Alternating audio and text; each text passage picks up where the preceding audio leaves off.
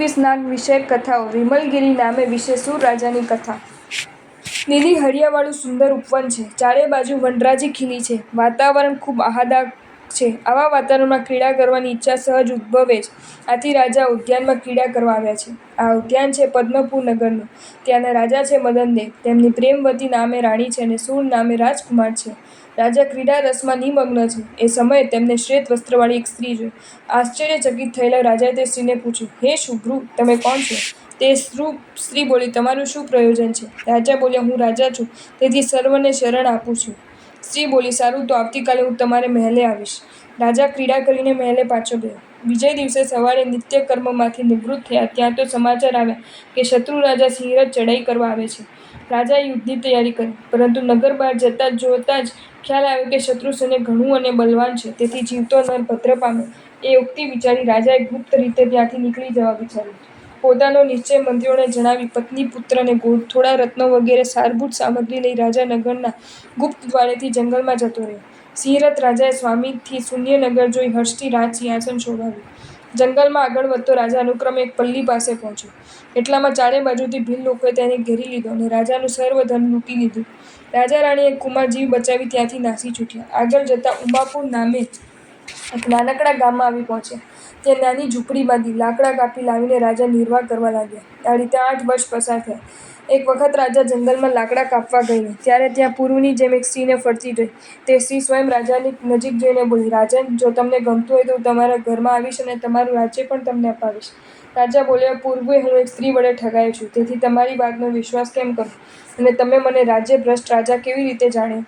સ્ત્રી બોલી, જે સ્ત્રી વડે રાજ્ય ગુમાવાયું તે તારા કર્મથી દરિદ્રની દેવી આવી હતી। હમણાં તો હું તારા પુણ્યોદયથી તારા રાજ્યની અધિષ્ઠાત્રી દેવી તને તારું રાજ્ય પાછું અપાવવા આવી છું। તું તારા નગરમાં પાછો જા અને ગુપ્તપણે 3 મહિના રહે। 3 મહિના પછી શુક્લ પંચમીના દિવસે સાંજના સમયે તારો શત્રુ રાજા ઉપોત્ય મૃત્યુ પામશે। તે વખતે ત્યાં આવેલો જાણી તારા મંત્રીઓ તને રાજા બનાવશે। આ રીતે વિશ્વાસનીય વચનો સાંભળી રાજા પરિવાર સહિત પોતાના નગરમાં ગયા। ત્યાં ગુપ્તપણે 3 મહિના પસાર કર્યા। તે જ સંધ્યાએ શત્રુ રાજા મૃત્યુ પામ્યો। આથી રાજા પ્રગટપણે મહેલમાં ગયો। મંત્રીઓ ઓળખીને ફળી રાજ્ય ઉપર સ્થાપન કર્યું। રાજાધીન રાજાના આનંદપૂર્વક દિવસો પસાર થતા હતા। તેવામાં કોઈ જ્ઞાની મુનિ વિચરતા ત્યાં પધાર્યા। રાજા પરિવાર સહિત તેમને વંદન કરવા ગયા। મુનિની દેશના સાંભળી દેશના અંતે રાજાએ વિનયપૂર્વક કહ્યું, ભગવાન, કયા કર્મના ઉદયથી મેં રાજ્ય ગુમાવ્યું? મુનિ ભગવંતે કહ્યું, રાજન, તારો પૂર્વભવનો અપરાધ આમાં કારણ છે। તું પૂર્વભવે ભીમ નામે ક્ષત્રિય હતો। કોઈ સ્ત્રીનું એક રત્ન તે ચોરી લીધું હતું, પછી દયા આવવાથી પાછું આપ્યું। વચ્ચે 8 પ્રહર પસાર થયા। તેનાથી બંધાયેલા કર્મના ઉદયે 8 વર્ષ સુધી તું રાજ્યભ્રષ્ટ થયો। તે સ્ત્રી મૃત્યુ પામીને તારો શત્રુ રાજા સિંહરથ થયો। ભીમ ક્ષત્રિય મળીને તું મદન રાજા થયો છે। પૂર્વભવ અને કર્મનો વિપાક સાંભળીને મદન રાજા વૈરાગ્ય પામ્યો। પોતાના પુત્રને રાજ્ય ઉપર બેસાડી એ જ મુનિ ભગવંત પાસે દીક્ષા લીધી। અંતે અનશન કરી દેવલોકમાં ગયા। હવે સૂર રાજા થયો। તે કુસંગના દોષથી 7 વ્યસનો પૂરો થયો। એમાં પણ શિકારનો વિશેષ વ્યસની થયો।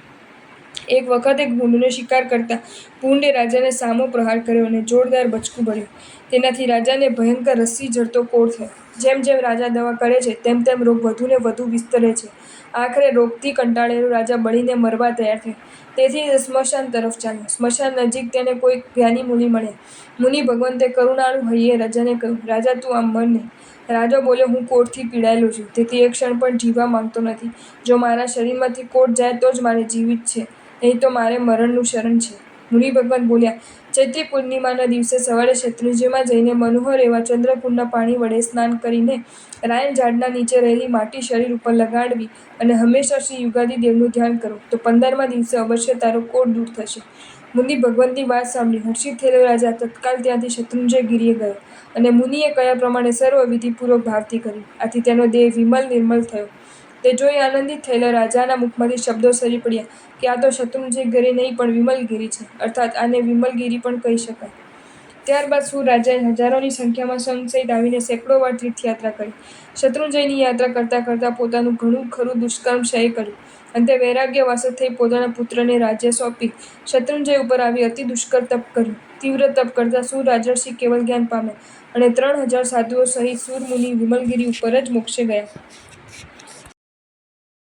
જો તમને આ વિડીયો ગમ્યો હોય તો આ વિડીયોને લાઇક કરો અને શેર કરો અને આવા જ નવા વિડીયો જોવા માટે જૈન ફેક્ટ્સ એન્ડ સ્ટોરીઝની ચેનલને સબસ્ક્રાઇબ કરો। ધન્યવાદ।